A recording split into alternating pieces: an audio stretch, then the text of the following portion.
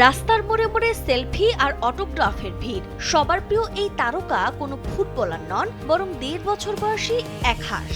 Lionel মেসির jersey পরা পাত্রক্লো এখন আর্জেন্টিনার নতুন সেন্সেশন। জর্ডানের বিপক্ষে ম্যাচের আগে তার করা ভবিষ্যৎবাণী অক্ষরে অক্ষরে মিলে যাওয়ায় বিশ্বজুড়ে চলছে হইচই। অথচ তার মালিক ইয়ামিলা রোমেরোর কাছে সে শুধুই একটি পোষা প্রাণী, যে নাকি মেসির চেয়েও বেশি ফুটবল পাগল। বিশ্বকাপের উন্মাদনায় অক্টোপাস পলের মতো প্রাণীদের ভবিষ্যৎবাণী করার ঐতিহ্য নতুন কিছু নয়, এরই ধারাবাহিকতায় পাত্রক্লোর উঠে আসা। লোডশেডিং কিংবা ঘরের বাইরের তীব্র গরমে ওয়ালটন রিচার্জেবল ফ্যান থাকলে থাকবে শুধু বাতাস আর বাতাস। মালিকের সাথে বসে খেলা দেখা এবং আর্জেন্টিনার পতাকা চিহ্নিত খাবার বেছে নেওয়াই ছিল তার জয়ের পূর্বাভাস।